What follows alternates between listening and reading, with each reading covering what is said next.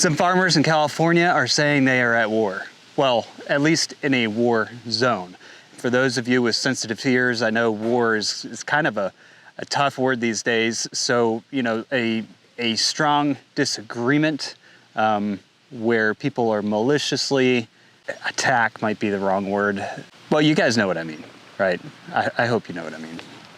In other words, this is a severe conflict between farmers and some other groups of people. But before I get into this today, I would like to open today's video with a quick disclaimer. The CDC has warned against the consumption of raw milk. According to them, it could cause anything from salmonella to listeria to E. coli to H5N1. Sorry, what? Hold on a second. Many officials who tried to warn the public about potential problems with COVID-19 vaccines were pressured into silence. CDC Director Redfield. I don't know if that has anything to do with today. Oh, you mean some of the information's not accurate? Okay, well, according to the CDC, drinking pasteurized milk is safe. However, there seems to be some questions about disclosures from the CDC in the general public and news. Isn't Redfield the guy that said he could start an H5N1 pandemic tomorrow with gain of function? Yeah, but he also thinks we should stop gain of function research. Because he's the one who said, yeah, that it came out of a lab. Yeah, should we just tell everybody to live in a bubble? Would that be, okay.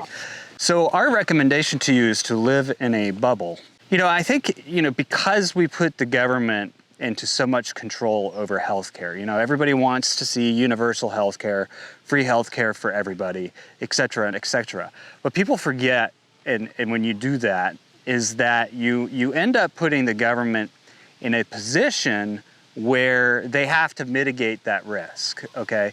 And so the government would rather mitigate that risk to dealing with side effects from certain things than they would with the small risk that you end up getting by chance some sort of severe foodborne illness. And while that doesn't necessarily make any sense to you when you think about risk management, I think what it comes down to is the more people you have dependent on that system, the more power the system has. So it does cross a boundary of power and regulation, etc. I mean, when you give somebody that much control over agency over your body, you lose a very fundamental freedom, and that freedom includes the right to choose what you put into your body, what you consume. That said, I will say that there are risks associated with drinking raw milk, and there are risks associated with drinking pasteurized milk, and there are risks associated with buying half the food in the grocery store and eating its preservatives. I think you should have the right to choose your own risks, and we're going to get to some of that here in just a minute. Last week, while recording a video that I put out to you guys, I noticed something unusual, and so I decided to research it a little more, and I found some more information on this topic, which led me to this raw farm in California. What I came across was we had an article come out on us which was based upon something I said in a video 3 months earlier. I think I've refuted a lot of the facts that the reporter put in that article. It was a pretty bad article, but the point is that they were trying to dig up an old story that had gotten some popularity on social media to try and put out another narrative. That narrative was found in the bottom of their news story, which was a warning against drinking raw milk. There was a similar story that came out on a network that's owned by the same company, Tegna, and it was basically regurgitating another popular story from a couple months ago about a farm co-op in Michigan that was essentially raided. I mean, they had them come out to do an inspection. The inspectors decided to go and inspect the rest of their facility and make them throw out $90,000 worth of raw milk product. The points of that story, I felt like some of the facts were misconstrued. They weren't being fair in the way that they were being critical of the co-op. And I noticed that they have come out since then with another story that seems like it's a little more fair. And it doesn't have the raw dairy disclosure down at the bottom that the first article did. But these articles warning against raw dairy really kind of started at the last week of June, running through the first week and a half of July. There was a blitz. When I call it a blitz, I mean, it wasn't just two. There were multiple stories across the internet, anything from talking about Amos Miller and raw milk to talking about RFK Jr.'s support of raw milk and how he's an anti-vaccine extremist. There's a reason for this blitz. And I'm gonna go ahead and throw the reason out there at the beginning before I dig into Raw Farm a little bit, because I think this is a serious situation that's going on here. But the reason for the blitz wasn't, an attack on Raw Farm or an attack on all those other farms. It was an attack on the concept of drinking raw milk, an attack on the concept that you should be able to choose these unsafe decisions for yourself. And it was being run by media corporations that have a large percentage of their ownership owned by the same corporations that own companies like Nestle and Coca-Cola. Nestle and Coca-Cola are some of the largest distributors of dairy products in the United States, specifically milk products, right? This is all information that many of you probably know. Many of you probably haven't ever tied the connection between where your information is coming from and the ownership across the boards. But it's not just a matter of helping the CDC get their warning out there. I mean, the CDC's issuing a warning. It's letting people know that you incur these risks, and they want everybody to know about it. Hold on, I've got a honeybee on my lens. Go. No. Go. That's what happens when you have too many beehives on your property, right? Anyway, so it wasn't just them getting this message out for the CDC and doing their governmental duty. It was them taking care of their shareholders. Their shareholder...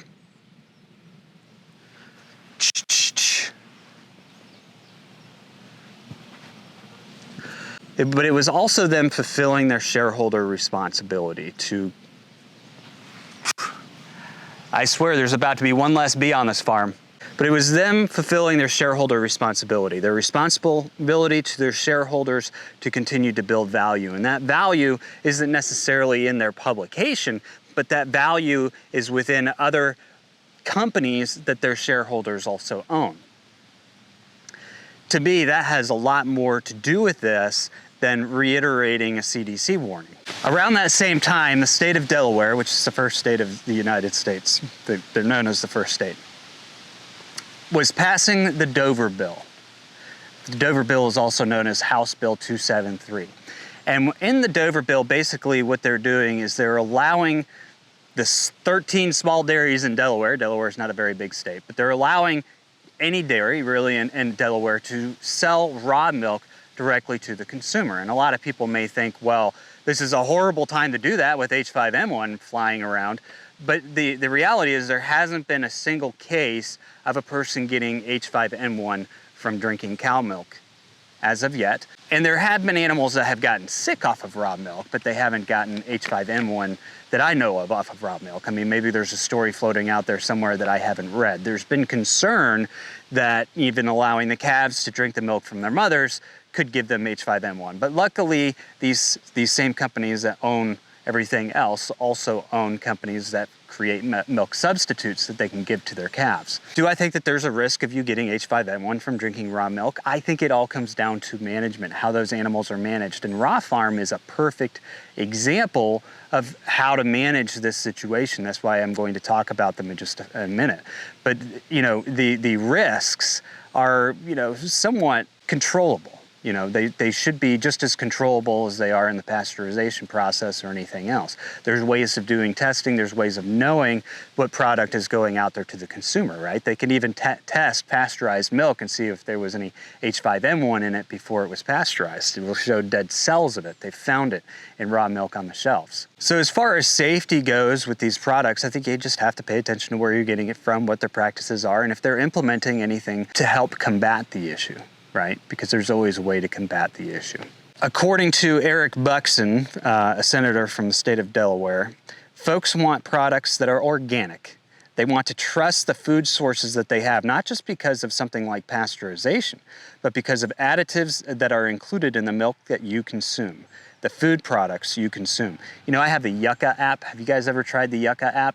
I've scanned some of those milk products from Nestle, you know, Fairlife, that are supposed to, you know, have all these enhancements in the milk and things. And, you know, I did it because I have young ones. I have young ones that work out, and they think this, you know, this stuff is great. And I wanted to show them just how bad that milk is. All the additives that they put into that milk. If you scan things with a Yucca app, it'll actually show you everything that's in that milk or what they've added to it. And they add things to everything. Even the meat you buy on the grocery store shelves has chemicals added to it. It's stored in gas to keep it looking plump and fresh. And anyway, imagine all the health side effects you get from eating all those chemicals. They actually allow, you know, some of the chemicals that they don't allow trace amounts in drinking water, they allow large amounts in your food.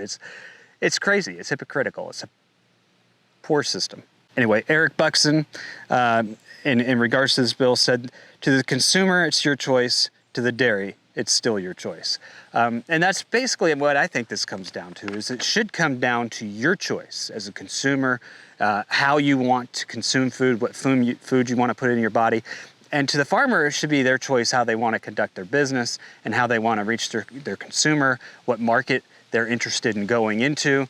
But we have largely blocked that. You know, we've made it harder for a milk producer to go straight to the consumer because we've created these pasteurization processes, etc. It's really this protectionism of big dairy like Nestle and Coca-Cola. So anyway, just to explain with some of these news articles as I talk about them, you know, I've explained that Tegna owned ABC 13 and KGW 8.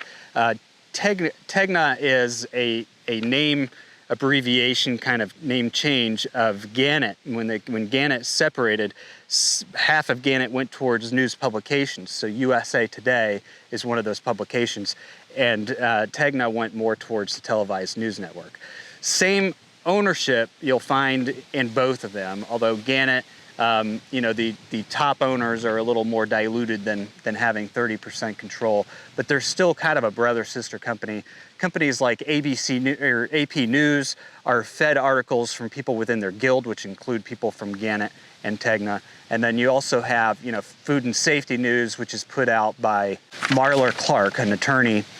Food and Safety News is a website that I actually follow. I get recall information off of that all the time. But Marler Clark is an attorney that sues these companies like Raw Farm, tries to put them out of business when things go bad. So if you are injured from a foodborne illness, you call Marler Clark, and he sues them and gets the FDA to recall their products. I mean, that's pretty much how the system works. So you'll see that a lot of these articles, not all of them, there's an article that I'll probably have up here referenced by STAT. There's an article by the University of Minnesota, but a lot of these articles are coming from similar sources. How those sources are influencing those other groups, I don't know. Maybe they just saw an article and thought, oh, I'm going to write about that too. So basically in this news blitz, there were a lot of articles, kind of a concentration on Raw Farm. And the reason why there were a lot on Raw Farm is because in 2023, there was a recall, and apparently about 165 people had gotten sick or showed symptoms of being ill from salmonella. There were some people that got seriously ill, and they traced it back to Raw Farm. And this is where I think you need to really pay attention to this stuff, because if you read the articles, it makes it sound like this is an ongoing issue with Raw Farm. And in 2024, there was another recall on their cheese. That recall was actually rescinded by Raw Farm because there was no evidence that they were even associated with the outbreak. There was nothing leading back to their cheese. They later reversed that recall. There was this one recall in 2023, and Raw Farm did something that I think is a very responsible practice on their part, and maybe this could be helpful for other, you know, raw dairy producers across the country in these times when people are concerned about H5N1. Raw Farm, just so you know, they're located in the great state of California. California, actually, for once, I can say something good about California. They actually allow the sale of raw dairy direct to the consumer, provided that the dairy has a warning label put on it and that the raw dairy also has gone through testing. So right away, we know that the milk that's coming out of Raw Farm, the raw dairy milk, is being tested. So what happened in the 2023 Salmonella outbreak? What they determined was that when they are milking their cows in such large quantities, 200 cows, you end up diluting the Salmonella or the E. coli or the Listeria or the H5N1 to the point where the tests don't pick up on it. So what they've decided to do is they changed the management of how they handle those herds, the practice of how they manage milking those cows, so that they're really only milking about 20 cows at once in a batch. So that when they test that batch, they're gonna know if one of those was carrying some disease or bacteria that they need to be aware of. By doing that, they also can pinpoint which cow is the problem cow, isolate the other cows a lot faster, and be more reactive, as well as keep bad product off the shelves to its consumers. So I commend Raw Farm for doing everything they can to make sure that they're continuing to put safe products out to the public. And for a company to be able to react this way, take it seriously, figure out a solution that'll work, understand the science and the testing behind it to come up with practical solutions. That is a good example of how a farm is able to do that and able to do it successfully. So these articles came out making it sound like these 165 people were recently infected or it was an ongoing issue. It is not an ongoing issue. It hasn't been an ongoing issue, and they've made significant changes to their practices of their farm since they had the issue that, in theory, from everything that I have read, would really help them pinpoint if there was a problem. Remember, this milk is being inspected, they're testing it before they put it out to the consumer. And they've concentrated their batches so that they will have enough of it that it doesn't end up not being caught in a test, right? It doesn't get diluted by the other cows. You're going to find it and take care of it at the farm level, instead of having to wait for her recall or something. I mean, one of the article from Food and Safety News, this guy, and I'm gonna read a statement from Raw Farm in just a second, but they went through and they even went after an old farm name of theirs from like 30 years ago, trying to list every time these people had some sort of problem with a recall or something like that. But if you took any of the large food corporations in the United States of America, I mean, they all blend down to about 5 companies, and you figured out how many of those top 5 companies have had a recall for any one of their brands over the last 30 years, you're gonna find at least tenfold for each of those corporations as to how many recalls and issues they have had in that same time frame. So it was clearly, an attack. There were several articles just on Food and Safety News relating towards this Raw Farm situation that happened last year, making it sound as if it was a current situation. But like I said, this was not just an attack on Raw Farm, it was an attack on raw milk, and they picked numerous old stories that had gotten a lot of attention on social media from other people. Raw Farm is heavily, they use a lot of influencers. I am not an influencer for Raw Farm. I don't promote their products or anything like that. I found this story rather interesting and compelling. The media was attacking everybody from influencers to, RFK Jr. to whoever, all within the same period of time, a time in which the state of Delaware chose to pass this legislation. The media will tell you that people like me are not respectful of our political institutions, but here we have a state senate passing a bill, going to the governor's desk for signature, and you have this blitz against raw dairy going on across the country at the same time. Tell me that that's not connected. Tell me that that's not trying to influence legislation. And what's funny is big media didn't even report on it at all. And I think that's a pretty big story for the farming community. Delaware could be, the next state to move in a path that, could help us open the doors for more consumer choice and where our food comes from, what we're putting into our bodies. On Raw Farm's website, on July 11th, when they realized that this blitz was going on, they said they posted an article called Anti-Raw Milk Agendas, Dirty Tricks, and Corrupt FDA Media. So they're calling out the government and the media on this. Random FDA and media harassment, corrupt bias agenda, ? Making anti-raw milk news, misleading the public.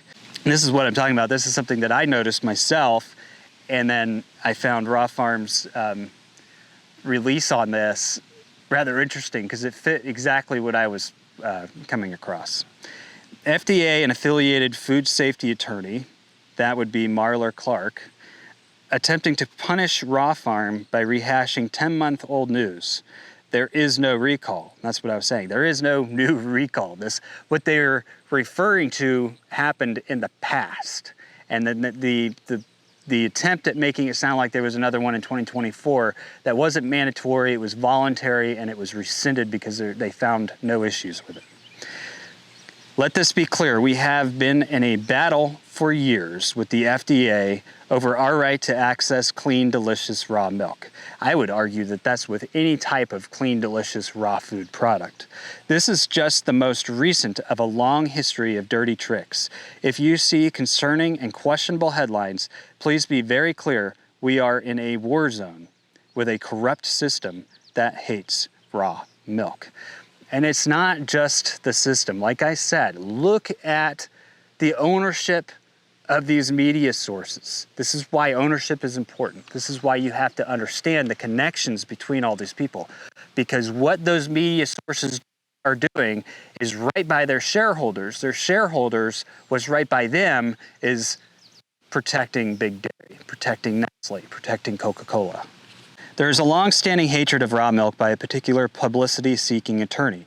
In quotations, food safety attorney, that is referring to Marler Clark, which is basically a food safety attorney that goes around suing companies when people get sick.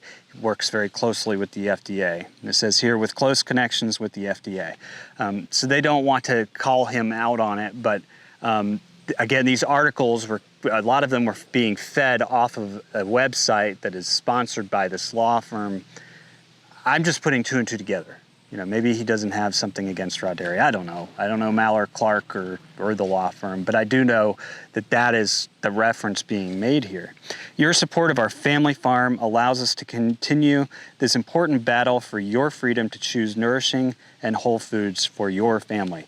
And I would argue that is the case with all family farms. You know, there are so many preservatives, there are so many things that are harmful, detrimental to your health in a lot of these foods that you buy off these grocery store shelves. Even the fresh meat that is in the grocery stores, they put chemicals in it to plump it up. They put, they store it in gas. I mean, there's a lot of things that are wrong with some of the meat that comes from grocery stores. And you know I'm not anti-meat, but I always encourage you guys to go seek out your local farmer. That doesn't mean you can always do it. I mean, we go to the grocery store, at times we have to go and buy things in bulk because we have to feed our family. I get it, things are expensive these days. But what I'm saying is if you really care about this, start paying attention to it, start making the adjustments, start moving in that direction. And believe me, you're gonna want to build these connections with your local farmers now because there are things that are happening in this country and around the world. You will be grateful if you build that connection and start supporting a local farmer and having that resource in your pocket now. Don't wait for things to get worse. Our hearts are filled with purpose and we will never stop fighting for your health and immune system. And you know what? They're not the only ones that are fighting for your health and your immune system. Like I said at the beginning of this video, these vaccine companies, Moderna, for example, is owned by the same people who have a controlling share of Coca-Cola, who have a controlling share of Nestle, who put all these preservatives in your food, and then you end up needing additional health care. They're the same people that own a lot of these news agencies. There is a massive vacuum out there. It's a financial vacuum to gain economic control over society. And whether it's intentional or not, that's exactly what it leads to. There's nothing else. And to make matters worse, with the amount of money that have been going into these funds, they have to figure out better and better ways on how to capitalize and grow their funds and grow their income sources. The government in recent years has become a great source of income for these organizations. I mean, look at the $176 million Moderna just got to experiment on an H5N1 vaccine virus that mysteriously jumps between dairy cattle herds and doesn't ever touch the beef herds. I mean, I have my theories on that, but I'm not, you know, that's besides the point. point is that, you know, there is this financial vacuum. There's this need to continue to increase revenues to keep things going, and that often means changing the system, getting more people to, you know, to start buying their products, or over-regulation of competition so that their income streams go up. There's a lot of ways of doing that, and that's what I think we end up seeing here. Propaganda campaigns through news agencies that they own. It's created a lot of division in this country, and when you have farmers feeling like the world is at war with them, that's not a very comfortable feeling. And when you have farmers feeling that the FDA, which is a government agency, and a special interest group of attorneys and shareholders are after them because they're producing something as simple as raw milk, like, let's put this into perspective here. But that's what is going on, and I don't think that there's anything that says that they aren't after them, you know, or that they aren't after any of these raw dairy producers, or that they aren't after, therefore, small farmers in general, because that is another competition. We've seen a lot of situations on this channel where a lot of small farmers and big farmers have been impacted by over-regulation, and especially within the last couple of years. But then you also have to look at the flip side of that and see who's benefiting, you know, with these water rights situations that have been going on out there. Who's benefiting? Big tech is benefiting. You know, they're getting water rights to cool their data houses of information on all of us. So I wanted to do this video again to make you guys aware of how media works, how big media works, what's influencing big media, and what the real story here was. The real story wasn't Raw Farm. That was an old story, right? That was a slander on Raw Farm. There's no reason to keep bringing that up, you know, almost a year later. The real story wasn't, you know, our reporting. The real story wasn't, you know, the farm co-op in Michigan. Maybe the real story is RFK Jr. supporting, you know, promoting raw dairy. I mean, that's the story that interests me. Influencers have been talking about health benefits of raw milk for a long time. I'm sure there are benefits. I don't get as much into the benefits and health on this channel because it's not necessarily my expertise. I can tell you that in my own experience, it does seem to be beneficial, but I don't know all the reasons behind that, and I'm not going to present myself as a specialist in that capacity. But the news blitz was an attack on everybody within a 2-week time frame. And the one thing that happened in that 2-week time frame was that a state government passed a bill allowing the sale of raw dairy in their state, something they have every right to do. And for those who think that all these other people out there that are promoting raw dairy are somehow against the political institutions of the United States of America, they're not the ones that are against them. It's this raw milk blitz that went on because this bill was being passed that are against them. And think about how powerful these people are, the amount of propaganda they can put out there, the amount of control they are, and think about how respectful they are of the state's decision to allow selling raw milk, that they would go out there with some sort of blitz. And they didn't attack the state directly, but I can tell you, why else would you do this random blitz of articles all at the same time that this bill was going through? If you weren't trying to undermine the authority of the state officials to do what they did. This podcast is all opinion. You know, I'm just tying these things together. I'm looking at it saying, okay, what happened here that made them do this, right? There was a blitz. Why the blitz? And in my opinion, that's what it was. You guys may have your own opinions. All of these things are great things to look up and research and learn more about. You're more than welcome to do that. If I say something that's interesting to you, I would encourage you to go out and research them and formulate your own opinion. If you have a contrasting opinion that you'd like to share with me, I'm all ears. Like, I love talking about this stuff. Maybe you'll change my thought process on it. But in my opinion, and this is my vlog, and so I'm going to put my opinion out there, this was a media blitz to undermine the political institution of the state of Delaware.